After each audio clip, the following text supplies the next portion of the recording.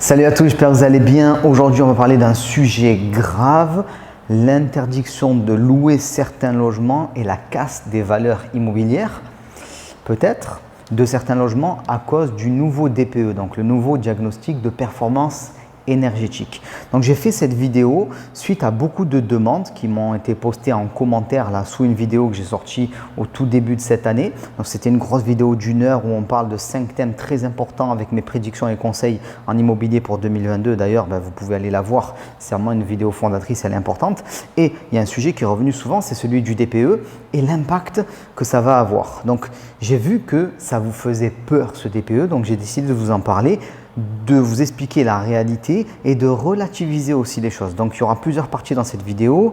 On va expliquer ce que dit le DPE et qui c'est qui pourra plus louer, l'impact que ça va avoir dans les valeurs, l'impact que ça va avoir au niveau de la location et aussi, c'est très important, en fin de vidéo, je vais vous expliquer pourquoi si vous êtes un vrai investisseur immobilier, en fait vous n'aurez pas grand chose à craindre avec ce surcoût que pourrait avoir, voilà, toutes les rénovations à faire pour avoir un meilleur DPE.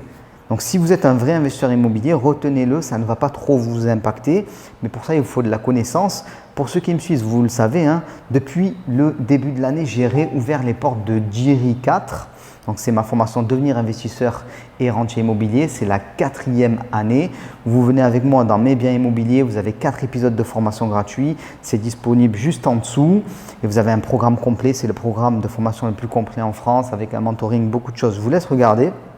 Et très important, suite à certaines demandes, j'ai décidé de prolonger tous les bonus d'action rapide et ils vont se terminer ce soir à minuit parce que on a réouvert les portes il y a quelques jours et beaucoup de gens m'ont dit Romain, tu as réouvert tes portes en plein milieu d'un week-end au tout début d'année, on n'était pas prêt, on n'a pas pu se lancer, on a envie que les bonus soient prolongés, donc je l'ai fait. Voilà, je ne vous en dis pas plus à ce niveau-là, vous regardez en description et on va commencer cette vidéo qui est très importante.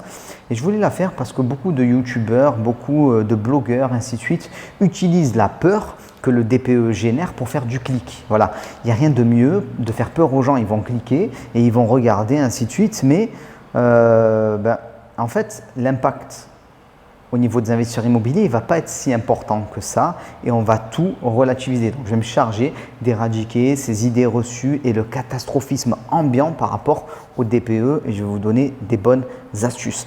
Alors, rapidement, c'est quoi le DPE? Donc, le DPE, c'est une note qu'on va donner à votre logement.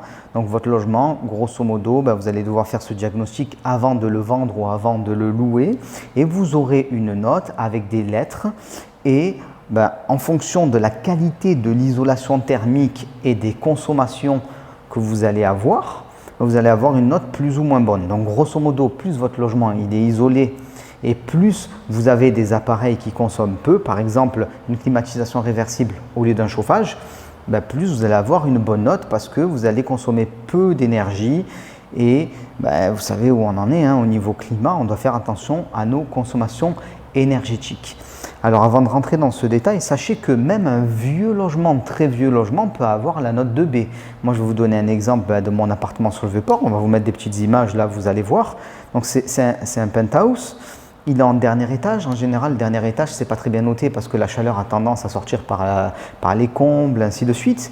Mais étant donné qu'on a mis une climatisation réversible, étant donné qu'il est exposé plein sud avec des très grandes baies vitrées, il a la note de B. Donc c'est quand même quelque chose de plutôt exceptionnel pour un vieux logement. Avoir un C, c'est tout à fait possible. B, c'est un peu plus dur, mais c'est aussi possible. Donc comprenez-le, très important. Donc, première partie, ce que dit la loi. Voilà. La loi dit la chose suivante. À partir de 2025, tous les logements qui sont notés G ne pourront plus louer. À partir de 2028, tous les logements qui sont notés F ne pourront plus louer. À partir de 2034, tous les logements qui sont notés E ne pourront plus être loués. Alors là, vous vous dites, waouh, c'est la catastrophe, on ne pourra plus rien louer, c'est dramatique, on va devoir payer énormément de choses. On va relativiser les choses. Déjà, en France, aujourd'hui, il y a 36 millions de logements. Et les logements qui sont notés G, F et E représentent 4,4 millions de logements. C'est-à-dire, grosso modo, 14% de tous les logements disponibles. Donc déjà, vous comprenez que en fait, ce n'est pas la majorité des logements qui va être impacté par cette interdiction de louer. C'est une première chose. En plus, on peut faire quelque chose en faisant de l'isolation, ainsi de suite, mais ça, on y reviendra plus tard. Donc ça, c'est la première chose. La deuxième chose très importante, ne vous laissez pas avoir, parce qu'on entend partout, ne vous laissez pas décourager, ne vous laissez pas envahir par la peur. Les logements notés G, c'est-à-dire ceux qui ne pourront plus être loués à partir de 2025, ne représentent que 2% des logements en France. Très peu. Logement noté F, interdiction de louer en 2028. 2028, c'est déjà dans 6 ans. C'est 4% des logements. Logement noté E, qui ne pourront plus louer en 2034, c'est 8% des logements. Déjà 2034, c'est dans 12 ans, donc c'est très très loin. Et c'est que 8%. Donc vous comprenez déjà, on essaie de vous faire peur, mais il y aura un impact, et on va l'expliquer. Mais ce n'est pas ça qui va vous empêcher d'investir, de gagner de l'argent en immobilier et de vous développer. Donc, je l'ai dit, ces logements-là, ça représente une part infime du parc. En plus de ça, les délais pour se mettre en accord sont longs. Le seul délai qui n'est pas très long, et encore, c'est celui pour les logements qui sont en G, c'est en 2025, on est en début 2022, 3 ans. Encore que 3 ans, c'est pas rien. Pourquoi? Parce qu'en France, la durée moyenne de détention d'un logement, c'est 7 ans. Donc, c'est-à-dire qu'en 3 ans, bon, il y aura 30-35%, on va dire, du parc qui aura été vendu et qui aura pu être rénové éventuellement. Vous voyez? Donc, c'est pas non plus fou. Pour tout vous dire, moi-même, j'ai jamais acheté un logement qui était E. C'est une vraie poubelle, une vraie passoire énergétique. Ce genre de logement, tu vois presque l'extérieur depuis l'intérieur, quoi. Alors, sauf dans les très vieux immeubles où il n'y a vraiment aucun semblant d'isolation et qui sont construits en béton armé avec des tout petits murs, du coup, parce que le béton armé, c'est assez solide, ainsi de suite. Mais si vous avez des vieux logements avec des gros murs, par exemple, il y a de très fortes chances que votre note soit à peu près correcte.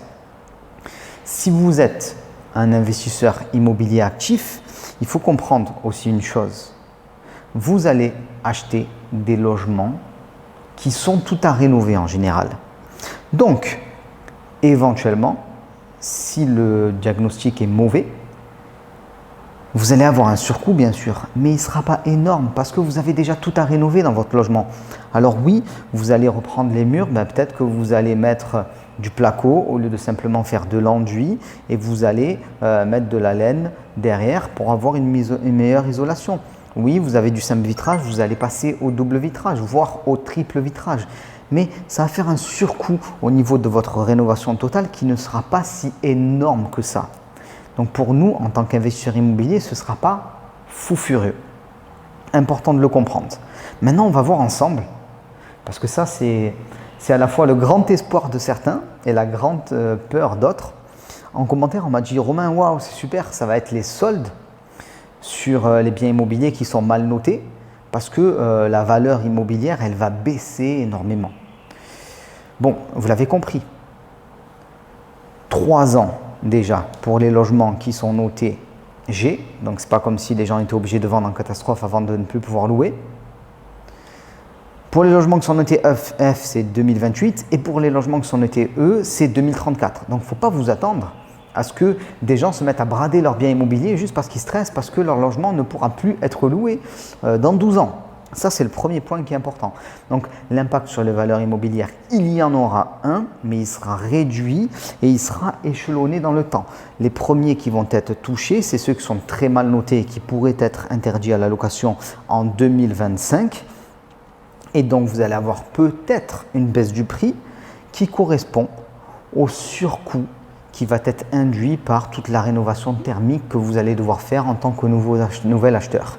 Alors oui, vous avez une rénovation à faire, c'est très bien. S'il y a un surcoût de 5 000 ou de 10 000 euros, ok, peut-être que le vendeur va dire ça va, je comprends qu'il y a ça à faire, tu en as besoin, sinon tu ne pourras même pas louer de toute façon, donc je te fais une réduction à ce niveau-là. Mais c'est tout. Alors ça ne veut pas dire qu'il ne va pas y avoir des personnes mal informés qui vont se stresser et vendre leurs biens à des prix bradés. Mais il ne faut pas rêver non plus. Ce ne sera pas pour ça. Comment on fait pour avoir des bonnes affaires immobilières? D'ailleurs, je l'explique dans la série Jiri 4 qui est toujours disponible comme je le disais. Regardez en description. Ce qu'on fait, c'est qu'on trouve une personne qui est vraiment motivée pour vendre. Entre autres, on négocie, il y a beaucoup de techniques, mais si la personne elle est vraiment motivée pour vendre, mais pas parce qu'elle se dit « Oh là là, peut-être qu'un jour je ne pourrai pas louer mon logement », non, parce qu'elle a besoin de vendre maintenant pour X ou Y raison, elle veut passer à autre chose, voilà, peu importe. Là, vous allez faire des économies, là, vous allez faire des grosses négociations, là, vous allez gagner de l'argent. Mais ce n'est pas avec ce genre de choses. Ensuite, l'impact sur la valeur locative. Alors, la valeur locative, elle peut tomber à zéro si vous ne pouvez plus louer, effectivement. On l'a vu, 2025, 2028, 2034, donc ce n'est pas tout de suite que les valeurs locatives vont tomber à zéro déjà, c'est une première chose.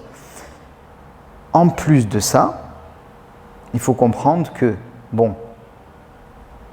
ok, un logement qui est mal noté, parce qu'il y a des déperditions thermiques, oui, c'est pas super parce qu'il y a plus de consommation électrique pour le locataire, ainsi de suite. Mais ça ne veut pas dire que c'est un taudis. Ça peut vouloir dire tout simplement que l'immeuble est mal conçu, voilà, il n'est plus aux normes d'aujourd'hui, tout simplement. Donc, ce n'est pas pour autant que les gens vont arrêter de louer ce genre de logement.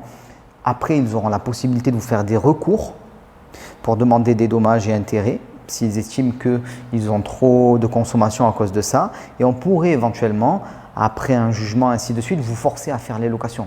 Mais tout ça, c'est loin. 2025, plus jugement, tout ce qu'on veut. Donc, vous avez largement le temps de vous mettre en conformité. Voilà.